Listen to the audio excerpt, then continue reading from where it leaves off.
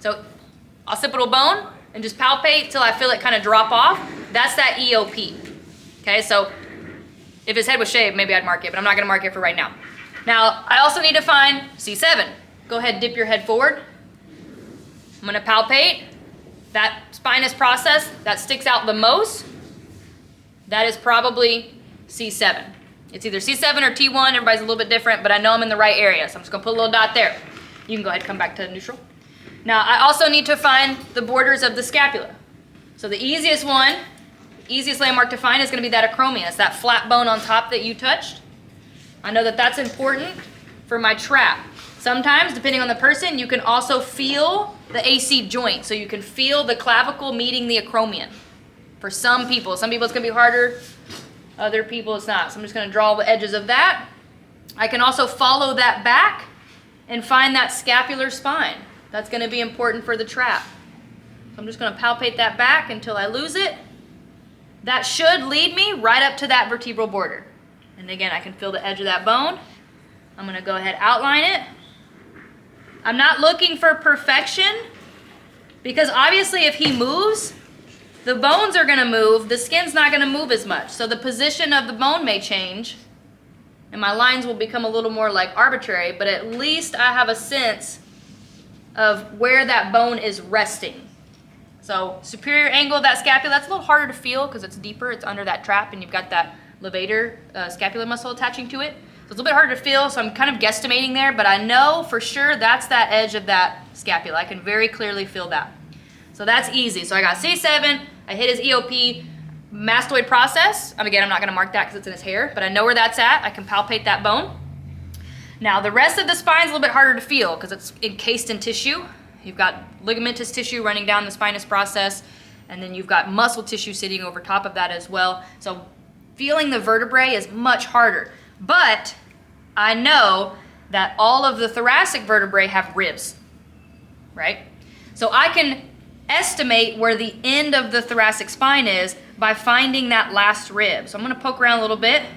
Now the ribs go down at an angle. So they're gonna be lower here than they are closer to the spine. So it's easier to find the ribs over here to the side. I'm gonna find that bottom of that rib cage. Now that's the edge of that. I'm gonna follow it back the best I can. And I'm gonna keep in mind that I'm going down at an angle. That's the floating rib. That last one. So that T12 is gonna be about right there. Again, it's a guesstimate. Okay, it's a guesstimate. It'd be a little bit easier if he was face down because he'd be relaxed. I could palpate, right? And then you'll do this as well for other bones, but this is just what's gonna be relevant for today. Okay, so now I can make estimates about where things are. So this is C7, so then I can say, okay, maybe T1, I know this is T12, T11, right? I can start working my way backwards and draw those out. I don't need all of them because I'm just doing rhomboids and the spleniais. So I'm just gonna, that's C7, T1, 2, 3, 4, 5, 6, 7. We'll say that's relevant. Another good thing to note is when somebody is relaxed laying face down, the inferior angle of the scapula is usually around T7. So T6, T7, depends on the person. But that's another landmark that we can use. I know that on average, that bottom of that scapula is gonna be even with T7. Okay, and I could keep going, but we don't need to. So I've got, I think, most of the bony landmarks that I need for my muscles. So now I can start drawing muscles. We're gonna start with the easiest one, which is the trap. It goes EOP. I'm not gonna mark that, but I know it goes up there. It attaches to all of the spinous process and that nuchal ligament and the cervical spine, and then spinous process all the way down to T12. I know it's gonna attach to the spinous process of the scapula and the acromion and a little bit of the clavicle in front, right? That lateral third of the clavicle. Now I'm just gonna connect the dots. Okay, so I'm gonna draw this upper trap going up towards that EOP. I'm just gonna stop his hair. And then the middle trap, that acromion spinous process. And then the lower trap, the edge of that scapular spine. And so now I've got the outline of the trap. I'm gonna just give it some fiber, give it some life. And there's your trapezius. So now I can see in 3D, okay, wow, that trap comes all the way down here. So when I start palpating and pushing on things, if I feel something kind of stringy in there, that might be the border of that trap. And then same thing up here, if I start grabbing, I know that most of what I'm grabbing is that trap. That makes sense? Okay, so one down. Levator. I know that the levator attaches to the superior angle of that scapula, and then the transverse process of 1, 2, 3, and 4. So the side of the cervical vertebrae is the top 4. Again, that's up there. I'm not going to draw that. I don't want to touch it too much. But I know it's going in that direction, so I'm just going to work the way up the neck. And I know that this is underneath the trap.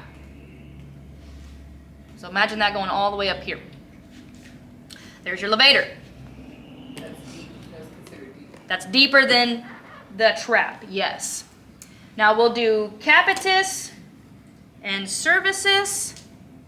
So capitis, I know, I'm gonna do it on this side. Capitis, I know, has got the mastoid process. And then coming down, somebody remind me, C5? Use your notes, who's got your notes? Can we move this forward? Yeah. So we got mastoid process, and it's gonna come down. C4, I was close. C4 to T3. So if this is C7, 6, 5, 4, that's where that's going to start. And then all the way down to T3, so that's T1, 2, 3. It's a pretty thick little muscle. Give it some life. I know that's going to attach just behind his ear on the mastoid process. Again, that's even deeper. So imagine the trap over this, imagine the levator over this. Let's do cervicis. Cervicis is going to pick up where, what colors have I used? I've used them all. We'll use orange. So it's going to pick up where that capitis left off. So starting at that T3, and then it's going to go down to T6, so 4, 5, 6. And then I know that's going to come up and attach to the transverse process of 1, 2, and 3. Cervical vertebrae. So it does this little kind of like braid motion with capitis. It kind of loops up underneath it. And so you can see how far down that reaches, right? That's what helps pull that head into extension sometimes. And now that I have my fiber direction, hopefully I can see now that if these fibers shorten, it's going to draw those two segments together, and that's going to give me the action. So if I pull this mastoid process closer to the lower portion of this cervical spine, which is where this capitis is attaching, it's going to result in him turning his head to look at me. Go ahead, look at me. You see how that shortens?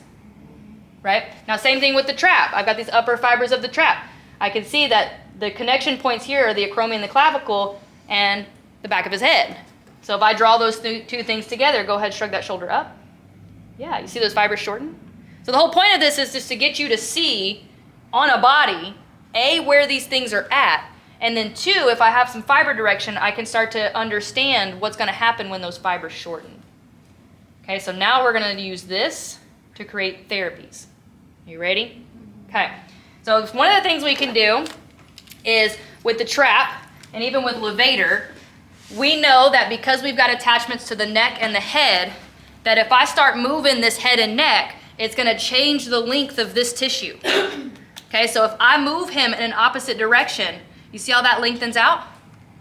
Right? Go ahead, chin to chest. See how all that lengthened out? Okay, so you can come back.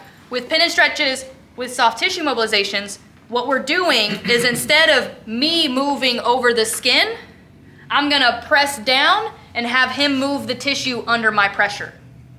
Right? So it's like a reverse massage kind of thing. So instead of me doing all the work, I'm going to get him to mobilize his tissue. Does that make sense? So an easy one with the trap. These upper fibers, remember they can pull the head and neck this way. So what I'm going to do for a pin and stretch is I'm going to have him move in a direction opposite to that, because that's going to force that tissue, this tissue, to lengthen. Most of the time with massage therapy, we're dealing with tissue that is non-compliant, right? We can feel this. When you grab someone's trap, if it's a little dense, it's a little hard. If it's non-compliant to my pressure, it's probably not very compliant to movement in general. You following me? right? This can be trigger points, this can be densification, right? What you have though is tissue that is non-compliant. It don't want to move. It don't want to move under my pressure. It's probably not going to move very well under his movement. So what my goal is to make that tissue more compliant. I'm going to do that through warming it, right? Making it warmer, changing the fluid dynamics. I'm going to do that through mobilizing the tissue while I tack down the portions that are not compliant. So I'm localizing the force into the tissue. Yes, ma'am? Is non-compliant and tension the same thing, or is that something different? Tension would be a form of non-compliance. But you can have other things in tissue like fascial densification, in which the fascia has changed a little bit and it makes it feel more dense. And that's not quite the same thing as tension. Gotcha. So Yeah. you really have to practice to learn to feel it. Because in my brain, if I touch something, I'm like, oh, it's hard. That means it's like it's tense. It needs to be loosened. But that Not doesn't necessarily. mean that. There's also different kinds of tension.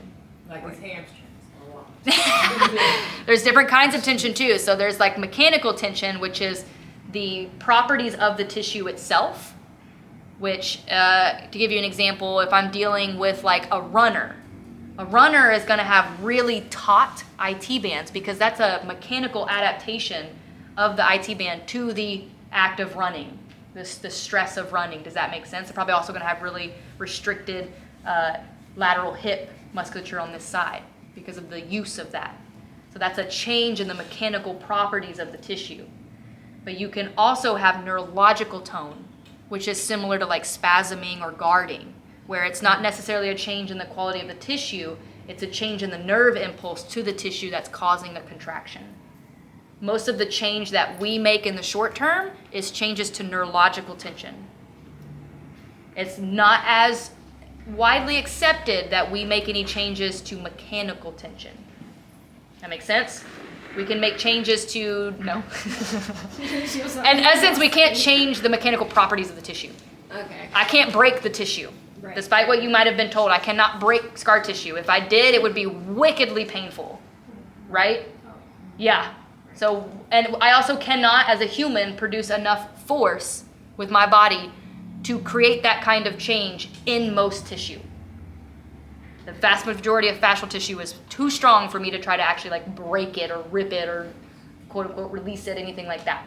Instead, the changes I'm making are more likely neurological. I'm causing the tissue to relax and calm down. I might be making some changes to the densification, which is more of the fluid changes to fascia. Because remember, fascia is not just fibers, it's also fluid in that. You have an extracellular matrix, which has water, it has glycoproteins, things like hyaluronin or hyaluronic acid. My estheticians, you should know that what that is. People who care about their skin, hyaluronic acid's in everything because it hangs onto water. When hyaluronic acid hangs onto water, it creates a better lubricant, right? So when fascia becomes densified, there's changes to the lubrication. There's changes to the fluid dynamics of that fascia. Does that make sense? You change that with massage. When you massage something for a little while, it does generally get a little bit softer. Part of that's the tension, the neurological tension he's releasing, but part of that's also the warming and the change in the fluid dynamics. Does that make sense? I went on a little tangent there. Pretty normal. Anyways, back to our soft tissue mobilization. The goal is to make the tissue more compliant. So if I have a pretty dense upper trap right here, which most people do, I can use a soft tissue mobilization. All I'm going to do is I'm going to pin it down, put some pressure in it, in the area where it feels the most non-compliant, and then I'm going to have a move in a way that lengthens that tissue underneath it. Now, even though we call them pin and stretches, you're not always moving into a deep stretch. So the person may not always feel like a deep stretch. They're just going to feel a little bit of like, oh, that's weird. You know what I'm saying? So don't think that you're always moving them into a deep stretch. You're just moving in a way that lengthens the tissue. So we can do a thumb. I can tack that trap down and then have him take his right ear to his right shoulder, nice and slow. Good, and then reset. Maybe I move a little bit closer to one of the attachments, same thing. And you see it's getting a little bit more difficult because I'm grabbing onto a tissue that has to move, but because I'm applying, oh yeah, crunchy. Because I'm applying a little bit of force to it, it doesn't want to move. So now in this area I can feel that levator kind of rolling around. Go ahead. Good, reset. Now go ahead, go chin to chest. So as I get back here, see this wants to lengthen out now. So I'm just going to change the direction, but it's still the same. The tissue is lengthening under my compression. Go ahead. What I like about soft tissue mobilizations is that they're incorporating movement from the client, and that's going to be more applicable to when they move. I can do things passively, and when they get up, they'll feel better. But if I can, in a session, in a few little techniques, improve their range of motion because I'm directly targeting the tissue that's limiting that range of motion, that client's going to be happier about it. And they're going to see it, and they're going to feel it. They're going to be like, oh, wow, yeah, I feel that like loosening up. And you'll notice with each repetition, they go a little further. You get a little further into it because they're reducing some of that tension, and you're making that tissue slide and glide better, making it more compliant. Okay, so that's the trap. You can also do that for levator, right? Now, obviously, the trap is on top. So in principles of deep tissue, you work the superficial layer, and then you go one layer deeper. So with levator, what I might have him do is I'm going to think about now the transverse process rather than his head. So what I like to have people do when I hit levator is to have them rotate and then go down like they're going to put their chin in their armpit. And that's going to cause this line of tension to stretch out more, right? So I'm going to get right on top of that levator. Now I want you to put, your chin, yeah, there you go, in your right armpit. And then reset. Maybe I move up, go ahead. Good, reset, So what is move a your little pressing closer. down doing? I'm putting force directly into the tissue. So I'm putting pressure into the area that's non-compliant. Because here's the thing, so when a tissue is like non-compliant, I want you to think of it as like a knot in a rubber band. So there's a knot in that rubber band. It's not literally a knot in the tissue, but it's an area that's not gonna comply with movement. When I stretch that rubber band, everything around that knot's gonna stretch, but not that particular knot. Does that make sense? So what I can do is I can come in and I can put pressure right on that knot and then lengthen. And what I'm doing is forcing that particular area to comply more. I'm directly putting force into a specific area that didn't want to transmit force before. Does that make sense? Okay. Huh? Oh, shit. I forgot to draw rhomboids. Y'all didn't tell me. Just kidding. Okay, so rhomboids, we got, what is it, T7? No, I'm sorry, C7. And then T1 for rhomboid minor. And then T2 to T5. I'm so sorry, y'all didn't draw rhomboids. 1, 2, 3, 4, 5. And now they're going to grab onto the vertebral border, so I'm going to draw his vertebral border over here. And now remember, these go down at an angle. So we've got rhomboid minor, give it some life. And we'll do, can't hardly see that orange anymore, I rubbed it away. 1, 2, 3, 4, 5. Ooh, that's a pokey, The sorry. vertebral border, that's just where the vertebrae go into this border of the scapula. The vertebral border is the border of the scapula that's closest to the vertebrae. So it's descriptive, vertebral border. It's the medial border of the scapula. It's called the vertebral border because it's closest to the vertebrae. Okay, so that's soft tissue mobilization for the trap. It is pressure into the trap, and then they can do either forward flexion, right, because that's the antagonist movement to the trap. That's the movement that causes the trap to lengthen. Or they can do lateral flexion. And now the nice thing is you get a 2 for 1. That's the same one for levator. So I can do forward flexion, or I can do lateral flexion, or I can do that little chin to armpit. Okay, so that's one of your pin and stretches you need to know. Okay? You can do that with a thumb. You can do that with an elbow. Right? Now for the rhomboids, we are going to have our client go face down. Oh, goodness. Now, some soft tissue mobilizations.